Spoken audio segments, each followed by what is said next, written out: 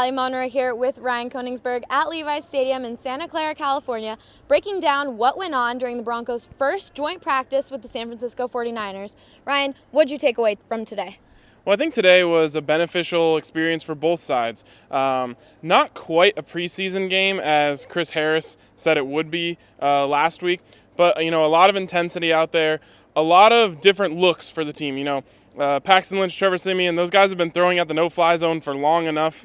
Nice for them to get a chance to go up against another color helmet, and that's something that everyone on the team has been looking forward to. So today, not quite a preseason game. Both teams were able to get looks that they wanted to get, and beneficial all around.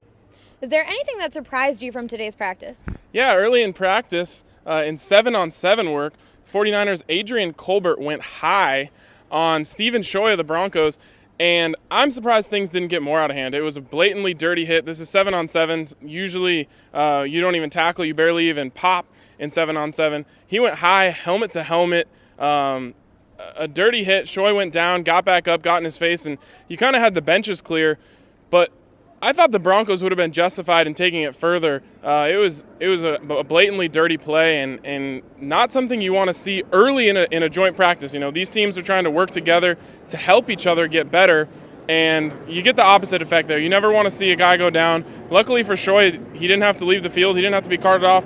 But that's a type of hit where you can ruin a guy's career, and you can't be doing that out here, and I think everyone would agree with that. What were some positive things you saw from Paxton Lynch and Trevor Siemian?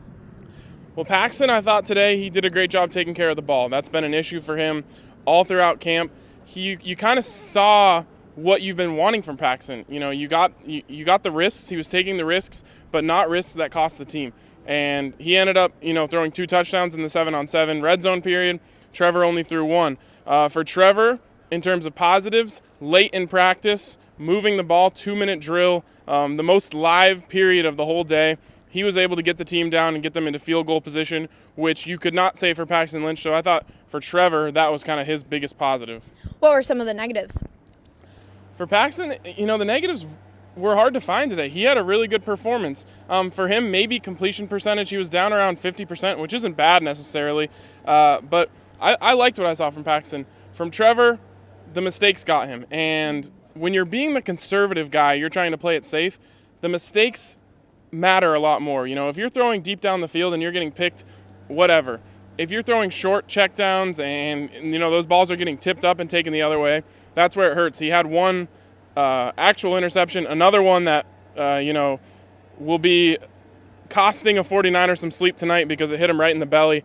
But for him, I just felt like he was being a little too conservative, and conservative is his game, and that's fine. But when you're being too conservative and turning the ball over, now you're not really doing anything. So he's been the better quarterback throughout camp, just not today.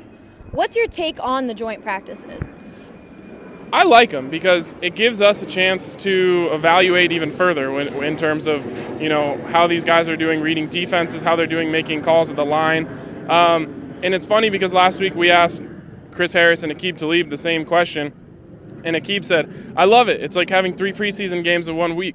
And Chris Harris said, I hate it. It's like having 3 preseason games in 1 week. So it's kind of where you stand on it. From a media standpoint, it's great. Today, actually, I love the 49ers let you go on the sidelines. Broncos were only in the end zone, so we got a great view of things. We're standing there, right next to the 49ers defense for most of the practice. You got to see some cool interaction between the coaches there.